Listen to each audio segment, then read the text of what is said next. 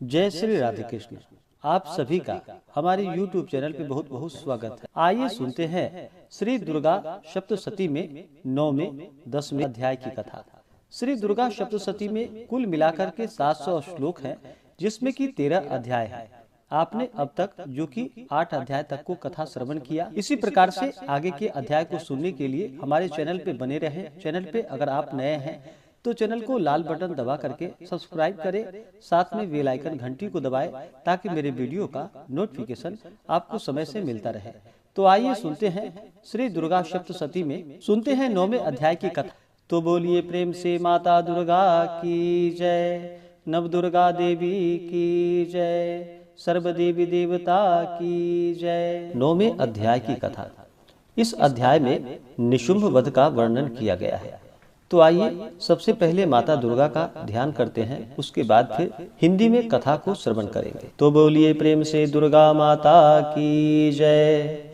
ओम बंधु ककांचन निभम रुचिराक्षमालां पाशांकुशौच वरदां निज बाहुदंडः बिभ्राणमिन्दुशकलाभरणं त्रिनेत्र मरधाम्बिकेशमनिशं वपुराश्रयामि। ओम श्री दुर्गा देव्यै नमः। तो बोलिए प्रेम से दुर्गा माता की जय। मैं अर्धनारीश्वर के श्री विग्रह की निरंतर शरण लेता हूँ। उनका वर्ण बंधुक पुष्प और स्वर्ण के समान रक्त पीत मिश्रित है। वह अपनी भुजाओं में सुंदर अक्षमाला, पाश, अंकुश और व्रत मुद्रा धारण करता है। अर्धचंद्र उनका आभूषण है तथा वह 3 नेत्रों से सुशोभित है। राजा ने कहा कि भगवान, आपने रक्त बीज के वध से संबंध रखने वाला देवी चरित्र का यह अद्भुत महात्म्य मुझे बतलाया। अब रक्त बीज के मारे जाने पर अत्यंत क्रोध में भरे हुए शुंभ और निशुंभ ने जो कर्म किया उसे मैं सुनना चाहता हूँ।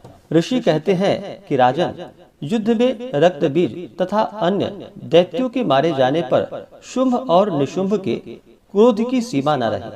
अपने विशाल सेना इस प्रकार मारी जाती देख निशुंभ अमर्ष में भरकर देवी की ओर दौड़ा। उनके साथ असुरों की प्रधान सेना थी। उसके आगे पीछे तथा पार्श्व भाग में बड़े बड़े असुर थे, जो क्रोध से ओठ चबाते हुए देवी को मार डालने के लिए आए। महापराक्रमी शुंभ भी अपनी सेना के साथ मातृगणों से युद्ध करके क्रोधवश चंडिका को मारने के लिए आ पहुंचा। तब देवी के साथ शुंभ और निशुंभ का घोर संग्राम छिड़ गया। वे दोनों दैत्य मेघों की भांति बाणों की भयंकर वृष्टि कर रहे थे। उन दोनों के चलाए हुए बाणों को चंडिका ने अपने बाणों के समूह से तुरंत काट डाला और शस्त्र समूहों की वर्षा करके उन दोनों दैत्य पतियों के अंगों को भी चोट पहुंचाई। निशुंभ ने तीखी तलवार और चमकती हुई ढाल लेकर देवी के श्रेष्ठ वाहन सिंह के मस्तक पर प्रहार किया। अपने वाहन को चोट पहुंचने पर देवी ने क्षुरप्र नामक बाण से निशुंभ की श्रेष्ठ तलवार तुरंत ही काट डाली और उसकी ढाल को भी, जिसमें 8 चांद जड़े थे, खंड खंड कर दिया। ढाल और तलवार के कट जाने पर उस असुर ने शक्ति चलाई, किंतु सामने आने पर देवी ने चक्र से उसके भी 2 टुकड़े कर दिए। अब तो निशुंभ क्रोध से जल उठा और उस दानव ने देवी को मारने के लिए शूल उठाया, किंतु देवी ने समीप आने पर उसे भी मुक्के से मारकर चूर्ण कर दिया। तब उसने गदा घुमाकर चंडिका के ऊपर चलाई, परंतु वह भी देवी के त्रिशूल से कटकर भस्म हो गई। तदंतर दैत्यराज निशुंभ को फरसा हाथ में लेकर आते देख देवी ने बाण समूहों से घायल कर धरती पर सुला दिया। उस भयंकर पराक्रमी भाई निशुंभ के धराशायी हो जाने पर शुंभ को बड़ा क्रोध हुआ और अंबिका का वध करने के लिए वह आगे बढ़ा। रथ पर बैठे बैठे ही उत्तम आयुधों से सुशोभित अपनी बड़ी बड़ी 8 अनुपम भुजाओं से समूचे आकाश को ढककर वह अद्भुत शोभा पाने लगा। उसे आते देख देवी ने शंख बजाया और धनुष की प्रत्यंचा का भी अत्यंत दुस्सह शब्द किया। साथ ही अपने घंटे के शब्दों से जो समस्त दैत्य सैनिकों का तेज नष्ट करने वाला था, संपूर्ण दिशाओं को व्याप्त कर दिया। तदंतर सिंह ने भी अपनी दहाड़ से, जिसे सुनकर बड़े बड़े गजराजों का महान मद दूर हो जाता था, आकाश, पृथ्वी और दसों दिशाओं को गुंजा दिया। फिर काली ने आकाश में उछलकर अपने दोनों हाथों से पृथ्वी पर आघात किया। उससे ऐसा भयंकर शब्द हुआ जिससे पहले के सभी शब्द शांत हो गए। तत्पश्चात शिवदूती ने दैत्यों के लिए अमंगलजनक अट्टहास किया। इन शब्दों को सुनकर समस्त असुर थर्रा उठे, किंतु शुंभ को बड़ा क्रोध हुआ। उस समय देवी जब शुंभ को लक्ष्य करके कहा, ओ दुरात्मा, खड़ा रह, खड़ा रह, तभी आकाश में खड़े हुए देवता बोल उठे, जय हो, जय हो। शुंभ ने वहां आकर ज्वालाओं से युक्त अत्यंत भयानक शक्ति चलाई। अग्निमय पर्वत के समान आती हुई उस शक्ति को देवी ने बड़े भारी लूके से दूर हटा दिया। उस समय शुंभ के सिंहनाद से तीनों लोग गूंज उठे। राजन, उसकी प्रतिध्वनि से वज्रपात के समान भयानक शब्द हुआ, जिसने अत्यंत सब शब्दों को जीत लिया। शुंभ के चलाए हुए बाणों के देवी ने और देवी के चलाए हुए बाणों के शुंभ ने अपने भयंकर बाणों द्वारा सैकड़ों और हजारों टुकड़े कर दिए।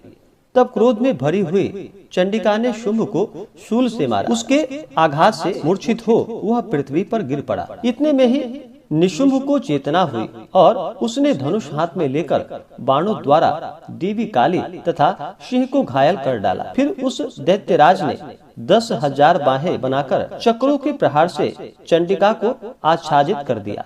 तब दुर्गम पीड़ा का नाश करने वाली भगवती दुर्गा ने कुपित होकर अपने बाणों से उन चक्रों को तथा बाणों को काट गिराया। यह देख निशुंभ दैत्य सेना के साथ चंडिका का वध करने के लिए हाथ में गदा ले बड़े वेग से दौड़ा। उसके आते ही चंडी ने तीखी धार वाली तलवार से उसकी गदा को शीघ्र ही काट डाला। तब उसने शूल हाथ में ले लिया।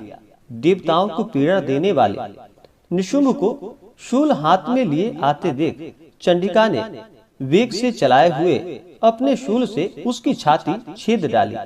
शूल से विदीर्ण हो जाने पर उसकी छाती से एक दूसरा महाबली एवं महापराक्रमी पुरुष खड़ी रह कहता हुआ निकला। उस निकलते हुए पुरुष की बात को सुनकर देवी ठठाकर हंस पड़ी और खड्ग से उन्होंने उसका मस्तक काट डाला। फिर तो वह पृथ्वी पर गिर पड़ा। तदंतर सिंह अपनी दाढ़ों से असुरों की गर्दन कुचलकर खाने लगा। यह बड़ा भयंकर दृश्य था। उधर काली तथा शिव दूती ने भी अन्यान्य दैत्यों का भक्षण आरंभ कर दिया। कौमारी की शक्ति से विदीर्ण होकर कितने ही महादैत्य नष्ट हो गए। ब्रह्माणी के मंत्रपूत जल से निस्तेज होकर कितने ही भाग खड़े हुए। कितने ही दैत्य माहेश्वरी के त्रिशूल से छिन्न भिन्न हो धराशायी हो गए।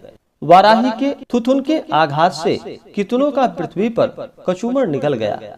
वैष्णवी ने भी अपने चक्र से दानवों के टुकड़े टुकड़े कर डाले। ऐन्द्री के हाथ से छूटे हुए वज्र से भी कितने ही प्राणों से हाथ धो बैठे। कुछ असुर नष्ट हो गए, कुछ उस महायुद्ध से भाग गए तथा कितने ही काली शिवदूती तथा सिंह के ग्रास बन गए। इस प्रकार मार्कंडेय पुराण में सावर्णिक मनवंतर की कथा के अंतर्गत देवी महात्म्य में निशुंभ वध नामक 9वां अध्याय पूरा हुआ। तो बोलिए प्रेम से दुर्गा माता की जय। 10वें अध्याय की कथा। इस अध्याय में शुंभ वध का वर्णन किया गया है। तो आइए सबसे पहले माता दुर्गा का ध्यान करते हैं। ओम उत्पत हेम रुचिराम रविचंद्र वहनि नेत्राम धनुष्यर युतांकुशपाशशूलम रम्यैर भुजश्च दहतिम शिव शक्ति रूपाम कामेश्वरी हृदय भजामि धृतेन्दु लेखाम। तो बोलिए प्रेम से दुर्गा माता की जय। मैं मस्तक पर अर्धचंद्र धारण करने वाली शिव शक्ति स्वरूपा भगवती कामेश्वरी का हृदय में चिंतन करता हूँ। वे तपाए हुए स्वर्ण के समान सुंदर हैं। सूर्य, चंद्रमा और अग्नि ये ही 3 उनके नेत्र हैं तथा वे अपने मनोहर हाथों में धनुष, बाण, अंकुश, पाश और शूल धारण किए हुए हैं।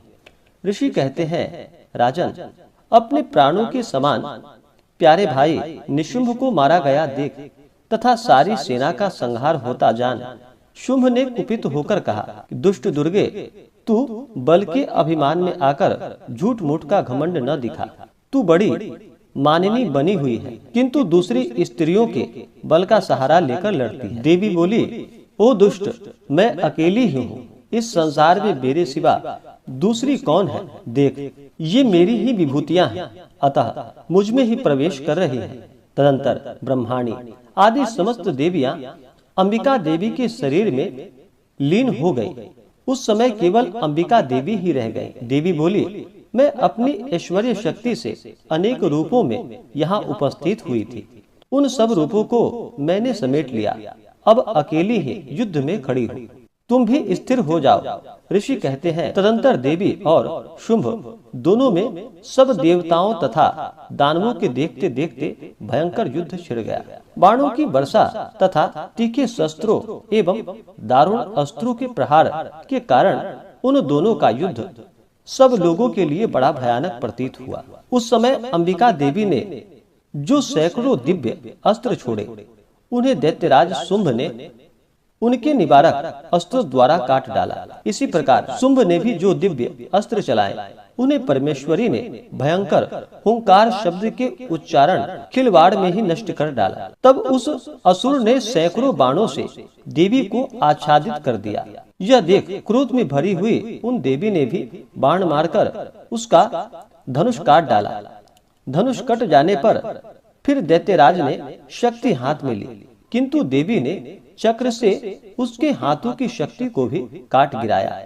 तत्पश्चात दैत्यों के स्वामी शुंभ ने 100 चांद वाली चमकती हुई ढाल और तलवार हाथ में ले उस समय देवी पर धावा किया। उसके आते ही चंडिका ने अपने धनुष से छोड़े हुए तीखे बाणों द्वारा उसकी सूर्य किरणों के समान उज्जवल ढाल और तलवार को तुरंत काट दिया।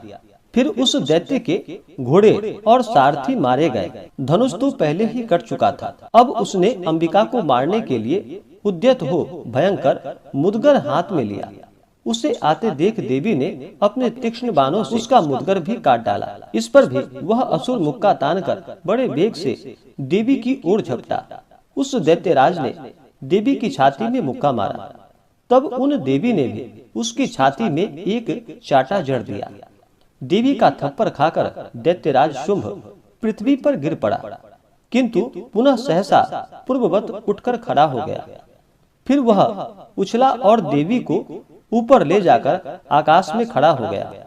तब चंडिका आकाश में भी बिना किसी आधार के ही शुंभ के साथ युद्ध करने लगी।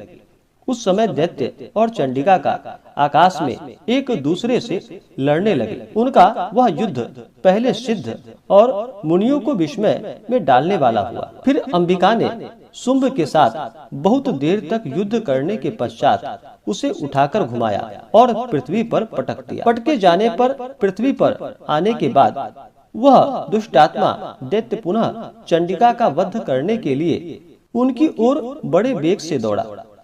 तब समस्त दैत्यों के राजा शुंभ को अपनी ओर आते देख देवी ने त्रिशूल से उसकी छाती छेद कर उसे पृथ्वी पर गिरा दिया।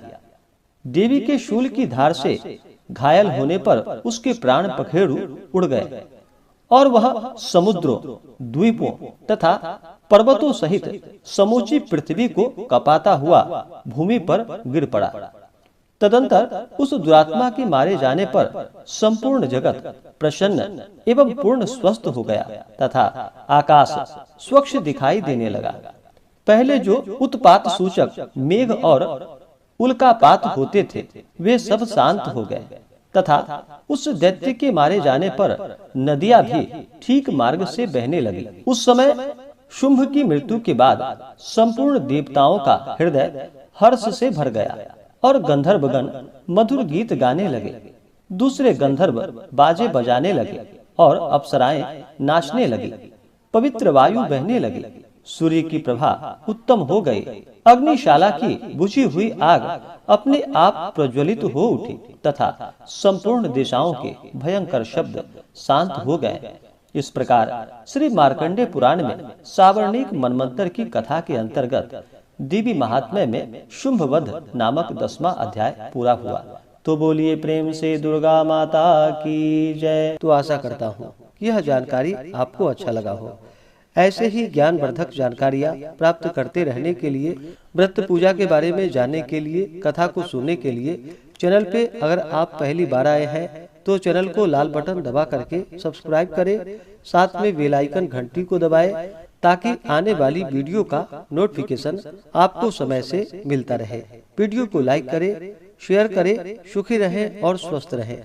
जय श्री राधे कृष्ण। धन्यवाद।